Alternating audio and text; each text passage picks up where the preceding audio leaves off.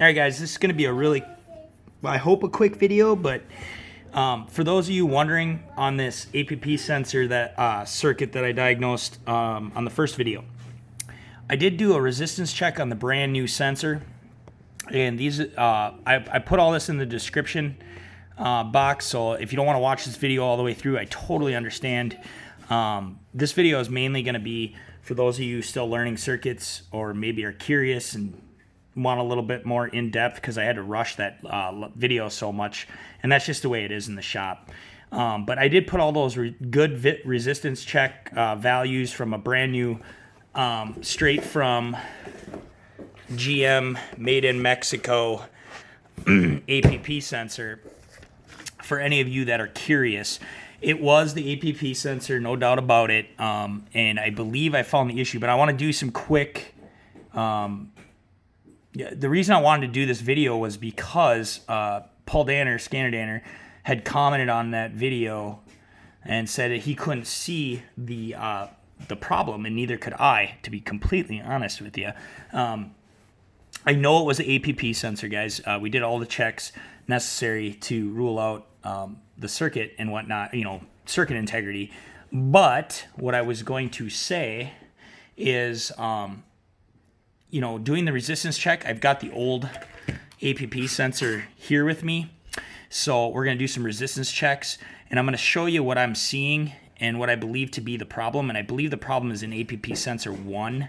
Well, clearly it's in both, but because you can see just there that the bad sensor, these are the values I was getting on the bad sensor in comparison to the good sensor. So there's a big difference there. Now, mind you, that's thousands of ohms, K ohms, okay? So I'm just going to walk you through the checks I did on this and kind of give you some insight as to my thought process. Bench testing, okay? Resting. These are rest values, so fully released. That means I'm not pushing the pedal at all. Good versus the bad, okay?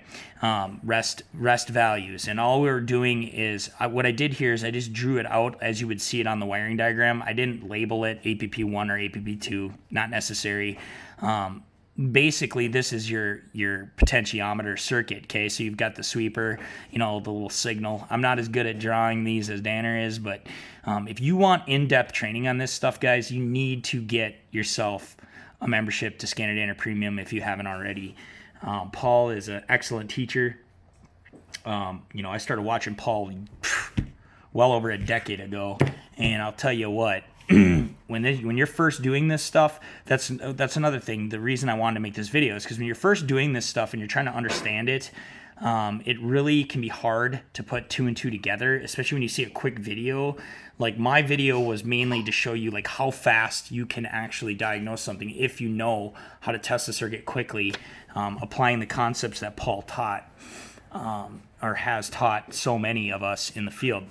Now, I don't know where Paul got a lot of his testing methods. I'm sure from other guys he learned from back in the day. But bottom line is, guys, you gotta do that.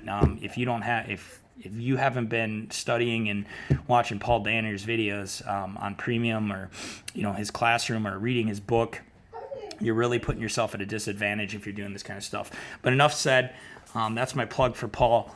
Or for ScannerDanner, as if he needs it from me, but just throwing it out there. So let's get into this. I'll quickly run through how I did these resistance checks, just so you guys can see what I'm seeing, and then I'm going to show you on the multimeter. We'll hook it up to these pins, and I'll show you as I push the pedal.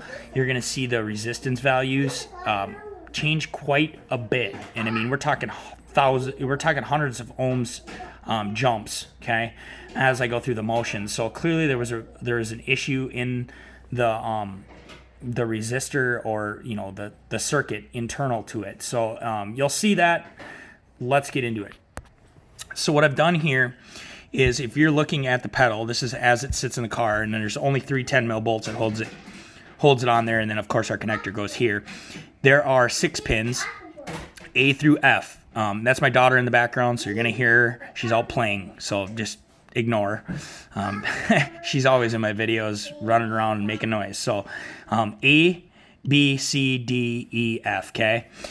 A, B, and C are for one APP sensor. That's the top 3 pins here as you look at it. D through F, or D, E, and F, are the bottom 3, and that's for the other APP sensor, okay? Now, if you look on here, let me zoom this in. I've got A through C on here, okay? So A, the very top pin, is our low reference going, all of them go to the ECM. The computer is going to provide the ground path or the low reference path on this side of, the sensor circuit, and then it's going to also provide the 5 volt, reference feed through this resistor and then back, okay? Your signal wire, B, okay, is as you move the pedal, the sweeper moves up and down, and the resistance changes. Basically, with that resistance change, this 5 volts, you're going to have 5 coming from the computer through this resistor and then coming back to the ground, right? So this is going to read the voltage drop as it moves down the resistor, okay? Again, I'm not as good at it explaining it as Danner is, so bear that in mind, okay? But the first check I did when bench testing this for resistance was from pins A to B, which would be, basically we're checking resistance through here, okay? Resting, just from B or A, doesn't really matter. It's just this loop, okay? So we're going to put our meter on that real quick so I can show you.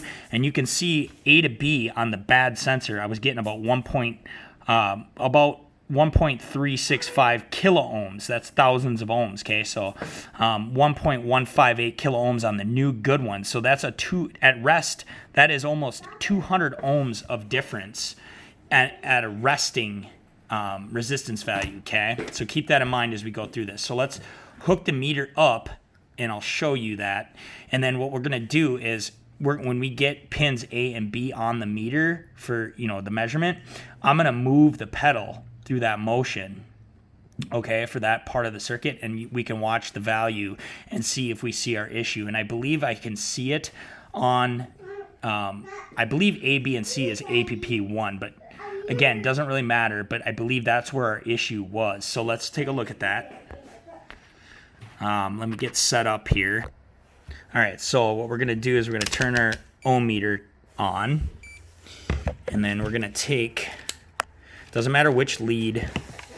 Now keep in mind, my probes here are getting worn, so the resistance values aren't going to be identical. That's why I don't like resistance checks, because there's so many variables. So I'm going to put this one to this pin up on top here. All right. And that's my black lead. Doesn't really matter. We're doing a resistance check. And now I'm taking my red one, and we're going to go to B, which is the next pin down.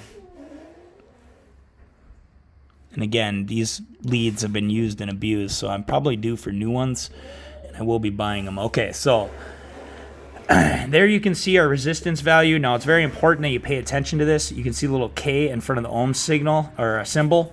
So 1.367 kilo ohms, or 1,366 ohms of resistance.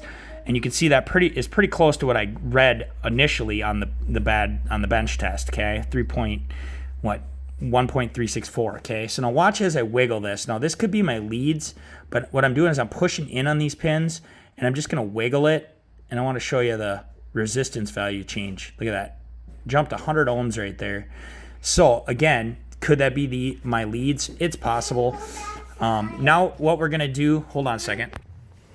Yeah, sorry guys, daughter interruption. Okay, so here we go. I'm gonna move the pedal. I'm just gonna hold this in place, and I'm gonna move the pedal slowly to the full. I want you to watch the values as I go slowly to the fully depressed. This would be like pushing it all the way to the floor. Hold on, Evie. Of course you're gonna interrupt me in the middle of a video. Okay, so I'm pushing, and that's all the way down. Hold on one second. Okay, sorry for the interruption. Again, I'm pushing, and I just want you to watch the resistance values. Now that's all the way down, so you can see it jump to 2,000 ohms. So there, as I let it go, And this one didn't seem as bad, but you can see that kind of like that fluctuation of 100 ohms. So now let's go, what was the next one on the paper? The next one is going to be from A to C, as you can see, if you look at the diagram. Okay, that's that loop. So let's check that. And that's going to be the bottom pin. So all we got to do is just take this middle one out from B and go to C. And again, I don't expect you to watch this full video. It might get boring. But some of you guys like that stuff, so it is what it is. All right, so 1.77 kilo ohms. And you can see 1.775 was my bench test initially, theirs. All right, now let's see if it changes as I move the pedal. And it doesn't, and it shouldn't, okay? It's only going to change on the signal, okay? So there you can see 1.771. And then if you look at A to C on the good one, 1.869. So again, guys, that is a difference from A to C. I'm sorry, wrong one. From A to C, that's a difference of almost 100 ohms at rest, fully released, okay, from the good. So we're pretty much done there. I mean, like I said, this is overkill. This is just learning. Okay, so the next check we want to do is from B to C there. And I was getting about 2.812 kilo ohms. So from B to C, if you look at the diagram, okay, the ohm meter is going to read the resistance in this part, not out to A, from B to C, okay? So let's switch that around quick. So all I got to do is take my top one and go to the middle one now. All right. Let the meter read 2.81. It should be pretty close. 2.812. Yep. All right, now watch this one as I move it through the motions, because again, we're on the signal in the middle to the 5-volt reference on the bottom, okay? So watch this change as I move through the motions. Going. Look at that. Do you see that jump to 3? Now watch as I go all the way down. 2.2. Now resistance goes down resistance is going down as I go all the way to the floor. And as I come up, resistance goes up, right? And watch. Right? When I get to that one spot. Right there, 3, 3, 3. Now fully released. So right there is where I believe the problem was. And, you know, I'll go over code setting criteria too, for those of you curious. And that's also in the description, if any of you are wondering. So let's go to D, E, and F now for the other sensor, the other APP sensor that lives inside of here, okay, the other potentiometer. And let's check it. All right, so on to the next sensor. It's going to be the exact same thing, guys. D through F is going to be the exact same checks, okay? I don't think I'm going to run through it, but I am going to show you quickly on the meter. I'm not going to run through all these checks, okay? I already double-checked everything. These were the values I was getting. So you can see the difference there from E to F. So from E to F at rest, we're talking a considerable, I mean, that's almost 200 ohms of difference. Okay, that one was pretty close as far as D to F, which would be our low reference to our 5-volt. So this loop here was pretty dang close, okay? And I don't remember if this one was. Yeah, even that one was 100 ohms. So there was 100 ohms of resistance change between A and C. So this sensor, this part of the sensor was, in my opinion, based on these findings, was the problem.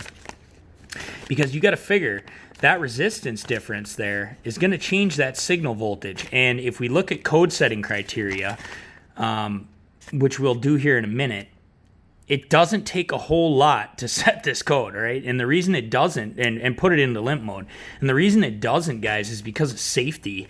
You know, that's why they're running 2 potentiometers in these APP sensors, because if one fails, you know, the computer's still got to know where the throttle position is, or, you know, or where the accelerator is.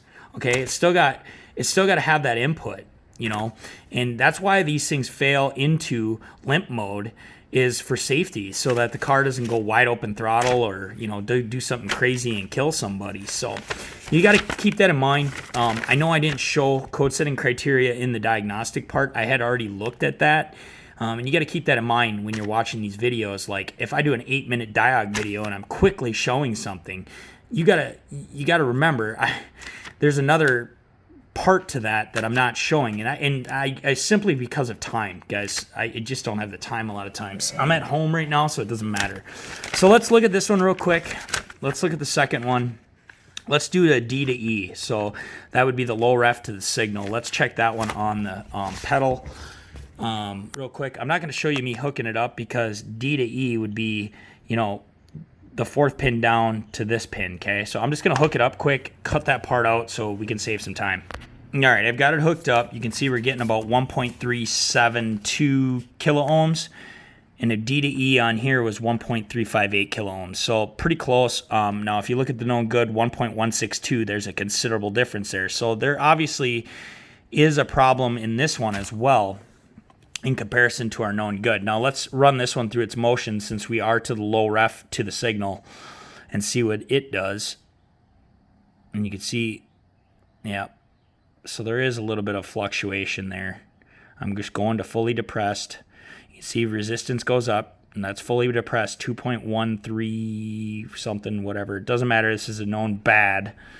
But just to give you an idea of another check you can do if you're, you know, doubting yourself, which you shouldn't be if you're doing things, if you're doing your checks properly, guys, like I was doing in that first video. I mean, really, what else could it be? I mean, we could have had a pin fitment issue, but, you know, pretty unlikely. Well, not unlikely. I guess it is possible. Nothing's unlikely in this field. We all know that. But, you know, sometimes you just got to roll with it, and I've seen a lot of these fail. So now what I am is I'm on D to F, D through F, okay, and that's the low ref to the 5 volt, okay, and you can see 1201 kilo ohms, 1201, 1210 on the good, okay. Not much difference there, but again, that's 10 ohms, that's 9 ohms of resistance difference, okay. Now let's go to E to F, which would be our signal to our 5 volt, okay? And again, you can push in there, and you kind of wiggle the pins too if you're worried about that, but 2.132-ish, 30, yeah, 2.120, 1.901 on the good. So there again, big difference, 100 ohms or difference, and that's fully released. Now let's go through the motions on that. You can see the resistance is going down as we move further down that leg. That's fully depressed. Let it come up nice and slow. Why I didn't see this on my scope, maybe I did and I just missed it on my video. I did notice on that first video, if you watch it, if you watch the voltage PIDs on the Autel, when I'm going through the motions with the pedal, you can see the voltage kind of jump as I'm moving through it. You can kind of see it fluctuate just on the scan tool itself, okay? And maybe you can kind of catch it in my scope, but I think my time base was a little too long for you to catch it. Nevertheless, doesn't matter, doesn't change anything. I just wanted to show you guys this part, you know, in case you were wondering. All potentiometers work pretty much the same way. Now, this would work exactly the same way for like a pressure sensor, let's say, 3-wire pressure sensor, okay? You can have a signal, a 5-volt ref, and a low ref. Now, with my checks on the video, I'm going to draw it out here, how I was doing it, just so for those of you learning and maybe weren't quite tracking what I was putting down. Again, I can't stress enough, go watch ScannerDanner Premium, because he does an excellent job of explaining that in far more detail, and I'm trying to keep my videos short. So no offense to Paul, but I just don't have the teaching capability. I guess I could if I really applied myself, but why beat a dead horse? I mean, he's already done such a fabulous job of that, okay? I'm just kind of reiterating why it's so important for you guys to, like, if you really want to get good at this stuff, or get better at the stuff and have a better understanding of what you're doing and have more confidence in your calls, that's what you need to do, okay? So let me draw it out. I'll draw, what I'm going to do is I'm going to draw the connector side, which would be harness side going to the ECU, and I'm just going to show you quickly how I did those checks, okay, on that video, just so I can explain what I was doing and where my thought process was going. All right, guys, don't laugh at my drawing here. I could do way better if I really wanted to, but I'm just not as good at Danner. I mean, he's got so much skill when it comes to drawing on a whiteboard. But again, okay, so this would be the connector, okay? This would be the face of the connector that goes into the actual sensor. And I'm only going to use one side of, A, B, and C as an example, okay? This is my scope. All right, so what I had was I had piercing probes about 3 to 4 inches up from the connector into the wires. The reason I wasn't front probing it is because those pins, I didn't feel like front probing it, mainly because I didn't want to spread them. I do have the appropriate probes if I really wanted to, and I could have went that route. Is it possible I had pin fitment issue here? Yeah, I mean, I guess it's possible, but how often is that connector really being moved down there? Pretty slim to none, but nevertheless, here's the checks, okay? So what I had was I had a scope lead from, we'll start with C, the 5-volt reference. I had a scope lead going into one channel on my scope, and I was getting about 4.98 volts, okay? Consistent. No matter if I moved the pedal or not, wiggle the connector, didn't matter. It stayed at 5 volts, okay? So that is done. We're done. It's got 5 volts. We're done, okay? Signal wire. The signal wire was also going to the scope initially, right? And let's say we were getting like 0.98 volts, and that's fully rest. That means fully released pedal, okay? And obviously that voltage is going to change, right? Just like resistance changed as we move the pedal down and travel, right? As we push down on it, the voltage will probably go up to, I think it was like 4 volts or whatever, right?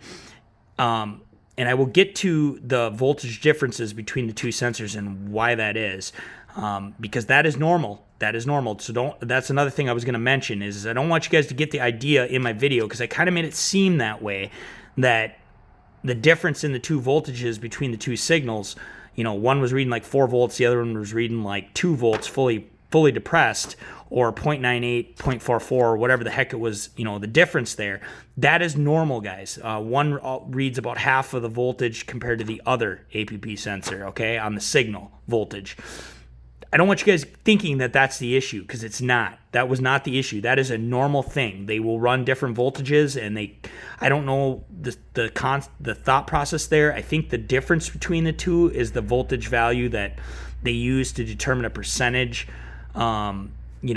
calculation as far as when to set the DTC. Like if that percentage of difference is 10% more or 10% less for more than 1 second, it'll throw the trouble code of the 2128 or whatever the code was, or 5% when fully released is what the that's exactly what the DTC code setting criteria was 5% variance between APP1 and APP2 voltages when fully released, okay, for more than 1 second. For more than 1 second. That's not very long, okay? And then 10% variance when going through the travel, the motions, 10% variance for more than 1 second.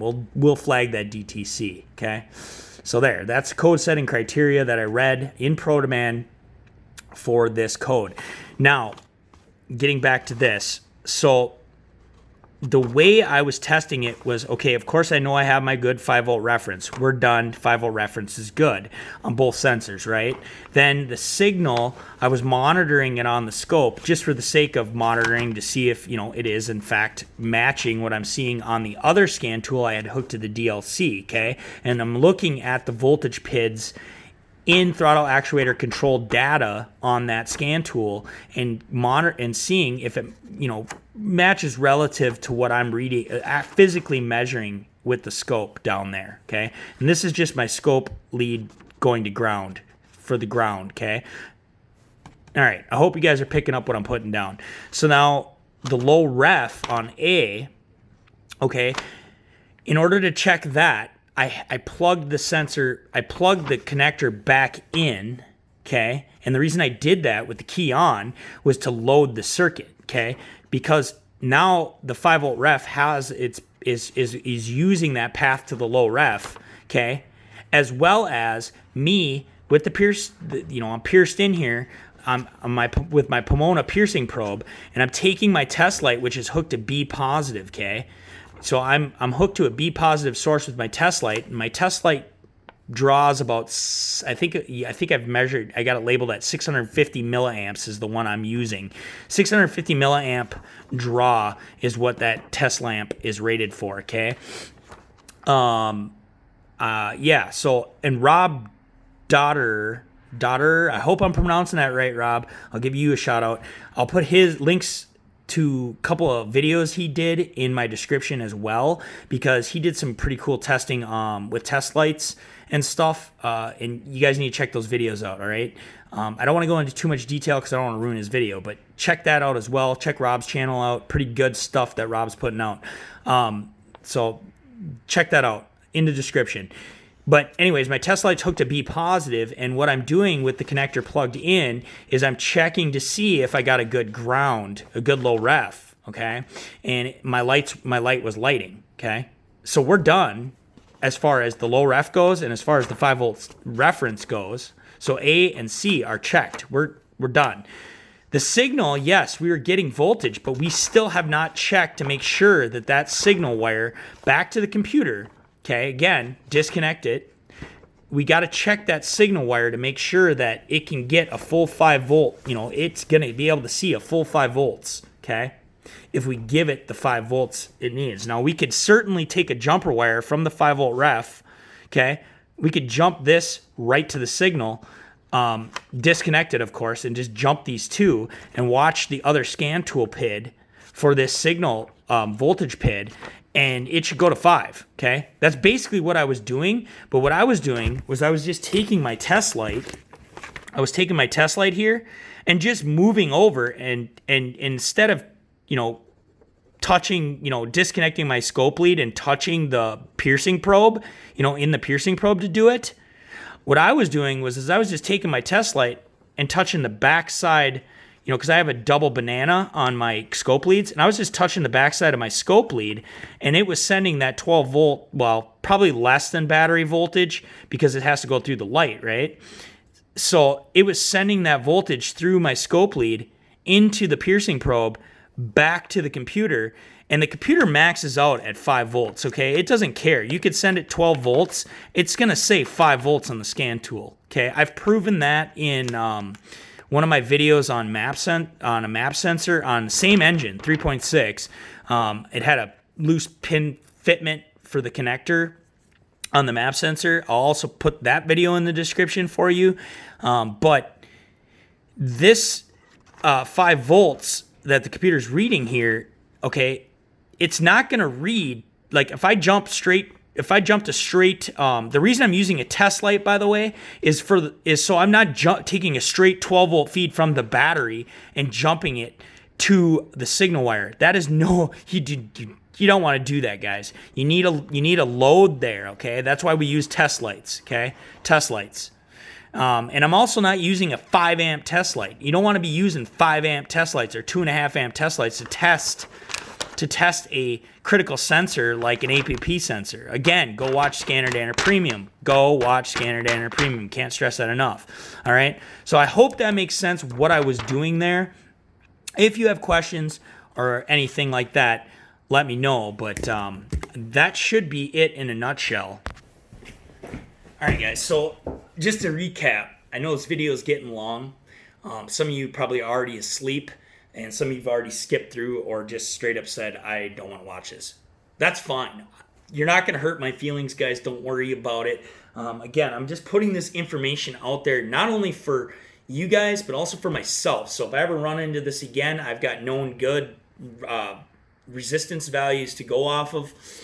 Not that I really need it, because let's just be honest, I was done in the first video.